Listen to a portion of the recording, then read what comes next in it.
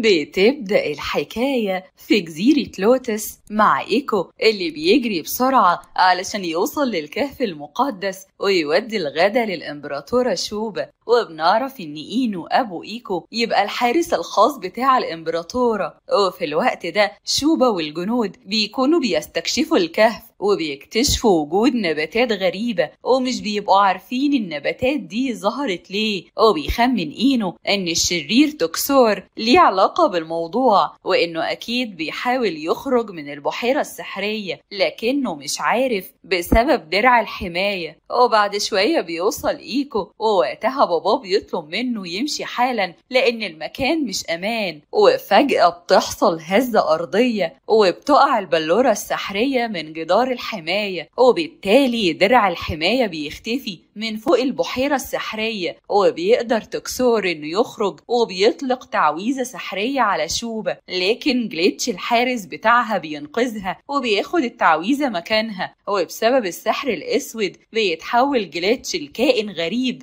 وبيبقى مجبر ينفذ كل تعليمات توكسور. وبيفضل توكسور يعمل تعويذ وبيحول نص الجنود لوحوش. ولما بيحاول إينو إنه ياخد البلورة السحرية ويحبس توكسور مش بيقدر لأن توكسور بيوقع فوقه صخرة كبيرة. ووقتها إينو بيطلب من إيكو إنه ياخد شوبا ويهربوا من المكان. وفعلا بيقدر إيكو إنه ياخد شوبا وبيهربوا برا الكهف. وساعتها توكسور بيقول إنه هيغزو سينتوبيا كلها. ومن الناحية التانية وبالتحديد في عالم البشر بنشوف مايا وهي مع جدها ورايحين يقضوا أجازة الصيف في البيت الريفي اللي قدام البحيرة. وبيكون واضح إن مايا حزينة لأنها أول مرة تروح البيت ده بعد موت باباها ومامتها لكن جدها بيخفف عنها وبيشغل لها أغنيتها المفضلة وبيفضلوا يغنوا سوا. وساعتها بيشوف قصة سينتوبيا وبيستغرب لأن مايا لسه محتفظة بالقصة دي لحد دلوقتي. فبتقوله إن الكتاب ده كان المفضل عند مامتها وإنها كانت دايما بتحكي لها القصة اللي فيه قبل ما تنام. ولما بيوصلوا البيت بيكون في حالة فوضى وبتفتكر مايا ذكرياتها مع مامتها وبيبدأوا في تنظيف البيت. وفجأة الإسورة اللي في إيد مايا بتنور وبنشوف إن الإسورة فيها بلورة سحرية. وبمجرد ما مايا بتمسك الكتاب بتظهر نبوءة بتقول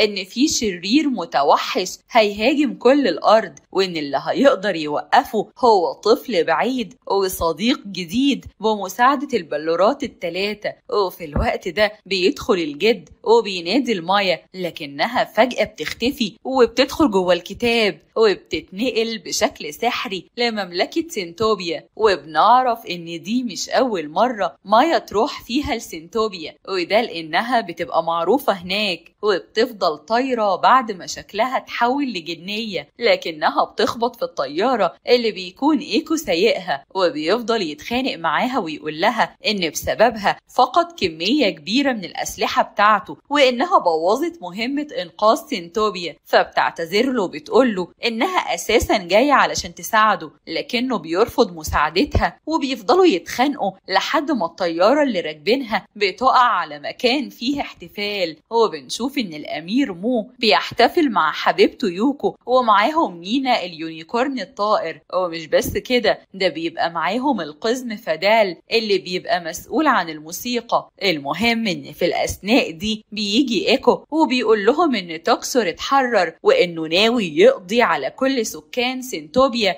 ويحولهم لجيش من الوحوش بيخدموا. وقبل ما يكمل كلامه بيقع عليه جناح الطيارة. وفي الوقت ده بيجي مو ويوكو وبيسلموا على مايا وبيسألوها إذا كان صديقها ده من عالمها. فمايا بتقول لهم إنه مش من العالم بتاعها وإنه من جزيرة لوتس وجاي يحذرهم من شرير خطير بيستخدم السحر الأسود. وبيطلب إيكو إنه يقابل الملك والملكة. ومن الناحية التانية بنشوف توكسور وجيشه وهم بيدمروا الجزيرة كلها وبيحولوا كل الشعب لوحوش. وبنرجع تاني لإيكو اللي فعلا بيقابل الملك والملكة وبيحكي لهم على كل اللي توكسر عمله، وبيقول لهم إن أبوه مات وهو بيحاول يوقف توكسر، وبيعرفهم إن توكسر أخد البلورة السحرية اللي كانت في جدار الحماية. وفي الوقت ده بتطلع الملكة مخطوطة قديمة وبتقول إن اللي حبس توكسر المرة اللي فاتت كانت بنت جاية من عالم تاني، وبتقول لمايا انتي ما جيتيش النهاردة صدفة. فبتفتكر مايا النبوءة اللي بتقول إن في شرير متوحش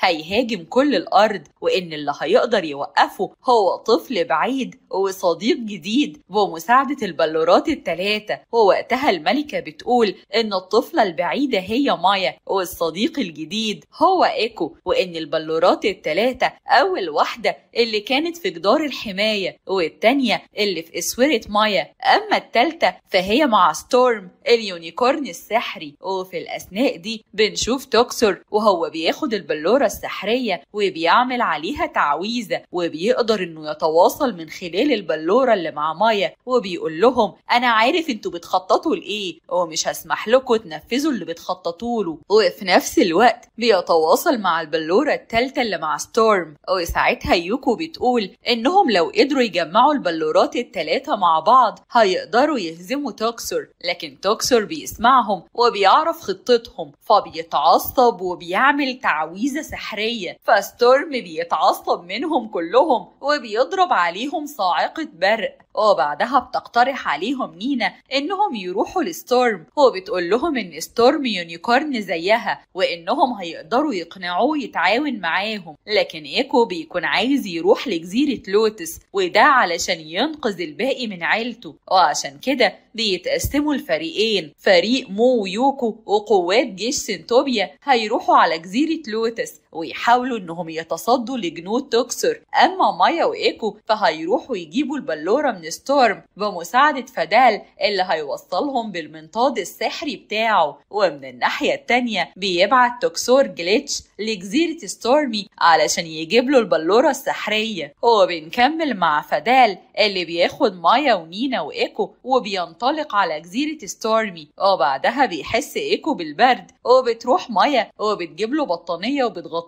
ووقتها فدال بيقول لهم انه اخترع اختراع اسمه فقاعات الدفء، وبيقول ان اللي بيلبسها بيحس بالدفء على طول، وفعلا بيلبسهم فقاعات الدفء لكنهم مش بيقدروا يتحركوا وهم لابسينها، وبيسألوه عن طريقة خلعها فبيرد فدال وبيقول لهم انها مش بتتخلع اصلا، وعشان كده بيطلبوا مساعدة نينا اللي بتفرقع الفقاعات. وتاني يوم ايكو بيحس انهم تايهين وبيسأل فدال هل هو عارف الطريق ولا لا، فبيقول له فدال انه بيحس بالطريق، فبيحس ايكو بالاحباط وبيقول ان النبوءة اكيد فيها حاجة غلط وان مش منطقي يعني انه ينقذ سنتوبيا وهو كان مجرد عامل توصيل بسيط، في حين ان ابوه كان بطل بجد ومقدرش يقف قدام توكسر ومات. لكن مايا بتشجعه وبتقوله إنها حاسة بوجعه، وبتحكي له إن باباها ومامتها ماتوا غرقانين من 3 سنين، وإن آخر هدية سابوها لها هي الأسورة السحرية دي. فبيقول لها إيكو إن الأسورة دي مصنوعة في جزيرة لوتس، والكلام ده معناه إن باباها ومامتها جم سنتوبيا قبل كده، وعشان كده بتصمم مايا إنها تنقذ سنتوبيا.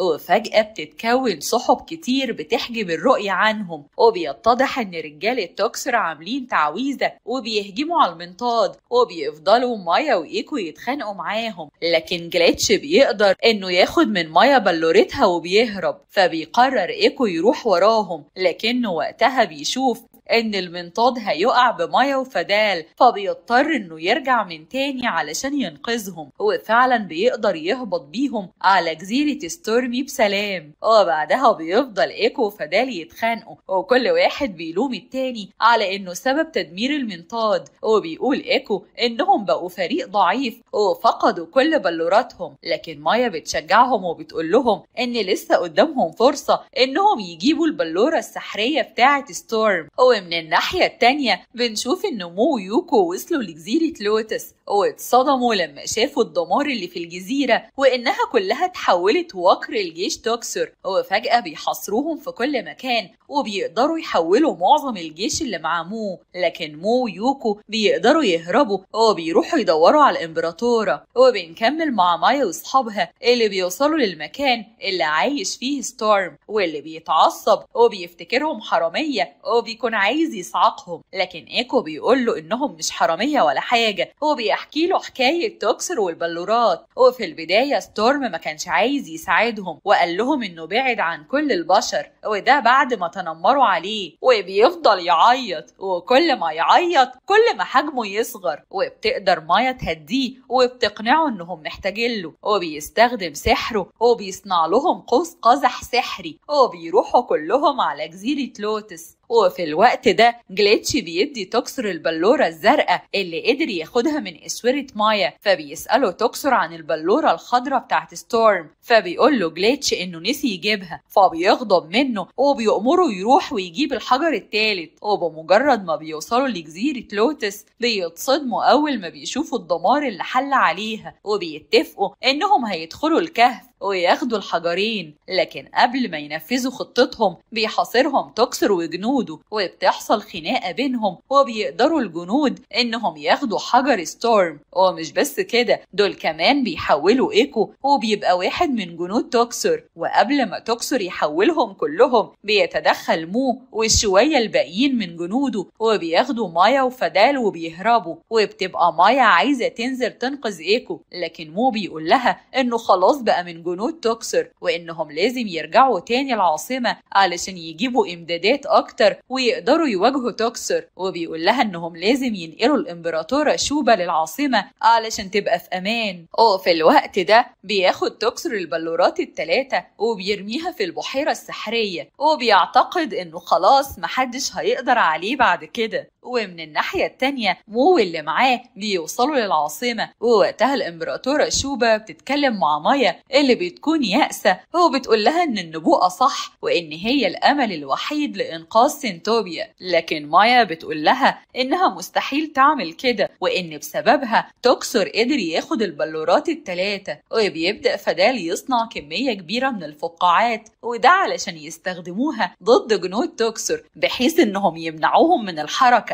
لكن شوبا بتقول لها انها تقدر تهزم توكسر من غير البلورات زي ما مامتها عملت زمان، وبتوريها صور لمامتها لما هزمت توكسر زمان. وبتقول لها شوبا ان هي اللي صنعت لمامتها الصور ده زمان، وانها واثقة من انها هتقدر تنقذ سنتوبيا، وبيتفقوا كلهم انهم هيساعدوها في هزيمة توكسر. وفي الاثناء دي توكسر بيكون بيستعد هو ورجالته انهم يهاجموا اسوار العاصمة، وبيبدأ الجنود كلهم يدافعوا عن العاصمة وبيوقعوا عدد كبير من جنود توكسر من فوق السور، لكن في النهاية بيقدر الجنود انهم يتسلقوا الاسوار. وفي الوقت ده بتاخد شوبا مايا الممر سري هيوصلها للبحيرة السحرية، وبتحذرها من الاوهام اللي ممكن البحيرة تملى دماغها بيها. وفعلا بتخرج مايا بره القلعة وبتوصل للكهف المقدس، وفجأة بيظهر ايكو وبيهاجمها وبيمنعها من انها تنزل البحيرة. وبتفضل مايا تفكروا انهم فريق واحد،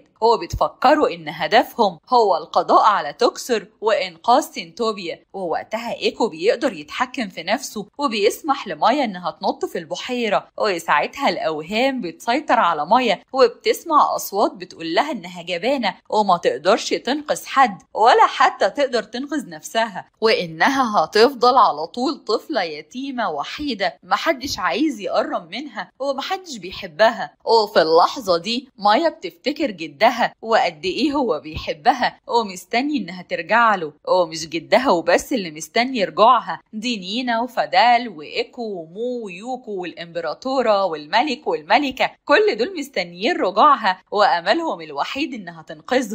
وعشان كده بتستجمع مايا شجاعتها وبتقدر تقاوم الاوهام وبتجمع الاحجار، لكنها بتتعب ومش بتقدر تكمل سباحة للسطح. وفي الوقت ده بينط ايكو في المية وبينقذها وبيساعدها، وبتاخده وبيركبوا على ظهر ستورمي وبيرجعوا للعاصمة على علشان يحاربوا توكسور وينفذوا النبوءة. وفي الأثناء دي توكسور بيكون سيطر على العاصمة وقبض على شوبا ومو وباقي الجنود، وبيهدد شوبا وبيقول لها إنها هتبقى الخادمة بتاعته. لكن في نفس الوقت بتوصل مايا وبتقوله إن ده مش هيحصل وإن نهايته قربت خلاص. فبيقول لها توكسور إنها من الأفضل ليها لو رجعت للعالم بتاعها من تاني لأنه قوي ومفيش حد هيقدر يهزمه. فبتضحك مايا وبتقوله إن معاها الأحجار، وبتمسك إيد إيكو وبيحاولوا يشغلوا القوة السحرية بتاعة الأحجار. بس المفاجأة بقى إن الأحجار قوتها السحرية مش بتشتغل. وساعتها بتستغرب مايا وبتقول إن كل حاجة في النبوءة موجودة، الأحجار وصديقها. فبيتريق توكسور عليها وبيقول لها دوري على صديق غير إيكو. ووقتها بتفهم مايا الغرض من النبوءة، وإن المقصود بالصديق هو إنها تكون صداقة مع توكسور نفسه. وفعلا بتقرب من توكسور وقوة الأحجار السحرية بتشتغل، وبتقوله أنت خلاص ما بقيتش مضطر تبقى لوحدك، وبتعرض عليه يمسك إيدها ويبقوا صحاب. وفي البداية توكسور بيرفض، فبتقوله مايا إنه لو ما قبلش يبقى صديقها هتكون مضطرة إنها تحبسه تاني لوحده في البحيرة السحرية. وساعتها توكسور بيقبل يكون صديقها وبيسحب كل التعاويذ السحرية اللي كان عملها، وبيرجع جليتش وكل السكان لطبيعتهم. وبيتضح إن إينو أبو إيكو مش ميت ولا حاجة، وإنه كان واحد من جنود توكسور. وبتقدر مايا تنفذ النبوءة، وبسببها بترجع تاني سنتوبيا في أمان وسلام، وكل السكان بيشكروها وبيعملوا حفلة كبيرة. وأخيرا توكسور بيبقى عنده أصدقاء. وبعدها بترجع مايا لبيتها، ووقتها جدها بيكون قاعد مستنيها وقلقان عليها. فبتحكي له مايا عن مغامرتها وبتوعده إنها مش هتبعد عنه تاني. وبكده بتكون خلصت حكاية النهاردة.